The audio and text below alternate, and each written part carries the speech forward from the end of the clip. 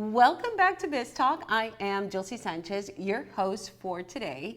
And today we have our very special guest, Jake Linville. And he's been with us before, and I do want to thank him for coming, for being here. How are you doing today, Jake?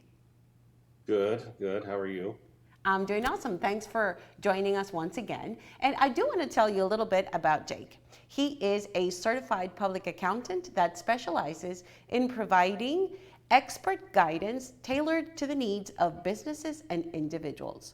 With extensive experience in controllership, public accounting, income tax, cost accounting, and software implementations, he is uniquely positioned to assist any size business in achieving financial goals. Jake is passionate about implementing and integrating cost-effective software solutions that significantly impact financial operations while adding effective controls that migrate risk and reduce cost. He brings a valuable blend of knowledge and experience, making him an ideal partner for businesses seeking to enhance their financial health, operations, and success. So I am so happy to have people that really know what they're doing, like you, Jake. And I think it brings an extra, I don't know, something additional that we can learn and know what to expect and what to look for when we are looking for a professional like you. So thanks for joining us once again. Today, we are going to be talking about business risk management. So, Jake, what are some strategies for identifying and mitigating financial risk that my business may face? Because risks are there, we need to minimize them, right? Sure, sure. So,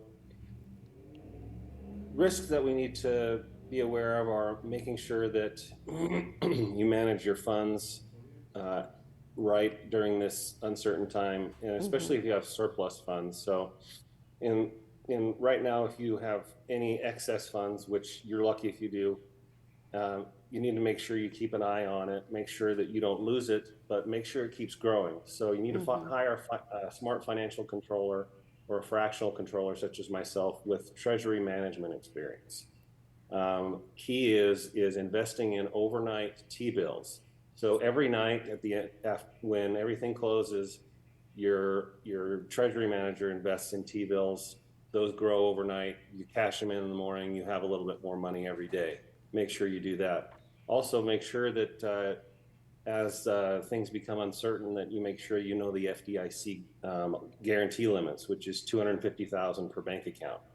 So if you have more than that in any bank account, make sure that you open up multiple bank accounts. I know it's going to be a pain in the butt reconciling them every month, but it'll reduce your risk. And I highly recommend that you move away from banks. I'm not a big fan of banks, but I am of credit unions. They have minimal fees, and they have almost no, they actually have no account analysis fees. So, and that's what I see every single month. They just take your money for looking at your bank account, and that's not even fair. One of the other things that you really need to look at is investing in technology to make sure your operations are more efficient so you can leverage the team you have that are already in place, like Tipalti that we've discussed, Brex, who helps you with short-term access to credit through credit cards, but also gets you access to getting rid of, expense reports, etc. Okay, that sounds very interesting. Now, we just came from the pandemic. Some of our business were hit really hard, and maybe we weren't ready, and we didn't take steps into protecting, our businesses. So, given that experience, how can we protect our businesses from, something unexpected that might come by, maybe a financial setback that we may have, or, economic downturns that we may have? Sure, sure. First and foremost, and I've realized that watching myself, I say first and foremost a lot, so I'm going to try and stop saying that. But first, get rid of debt if you can.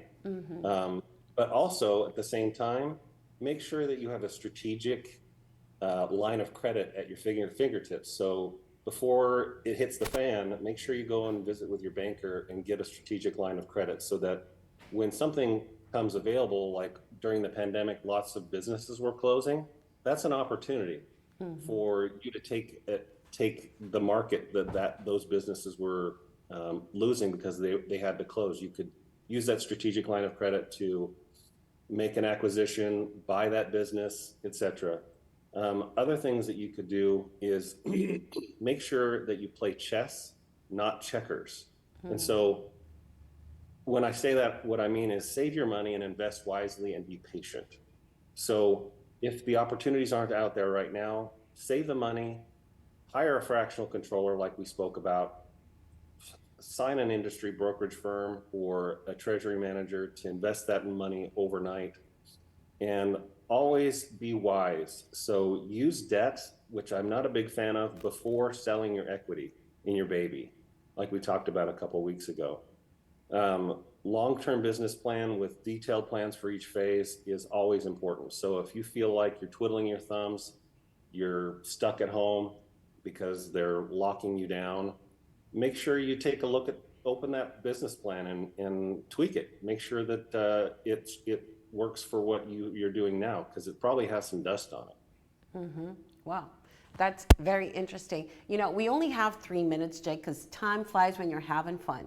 And I do want you to tell me where we can reach you. But first, I want you to tell me really quickly if we should have an insurance or what type of insurance policies we should consider to safeguard, you know, our business financial health and the assets. Sure. You should always have an umbrella insurance policy, the slip and fall kind of policies. If you're in a specific industry, make sure you have, that industry's liability insurance. Like for myself, I have errors and omissions insurance in case I make a mistake and there's large negative results. Always have liability insurance for sure. And lastly, make sure that you don't keep all of your eggs in one basket. So if you have like all of your assets in the same company as the operating entity, make sure you work with an attorney and a CPA like myself to move those assets into a separate business entity so that they're not subject to lawsuits, etc. Absolutely. And based on the information we heard from Jake today, if you need to speak to Jake, please tell us, Jake, where can we reach you so we can coordinate and plan for all these contingencies? Sure. You can find me at bookmycpa.com. I'm on LinkedIn, Facebook, and you can contact me at 406-480-6622. And my email address is jake@streamlined-cpa.com. Well, thank you so much. That was Jake Linville. And thank you for joining us once again, and we hope to have you soon. And Thanks, do not go away. We will come after a very short commercial break to more Biz Talk.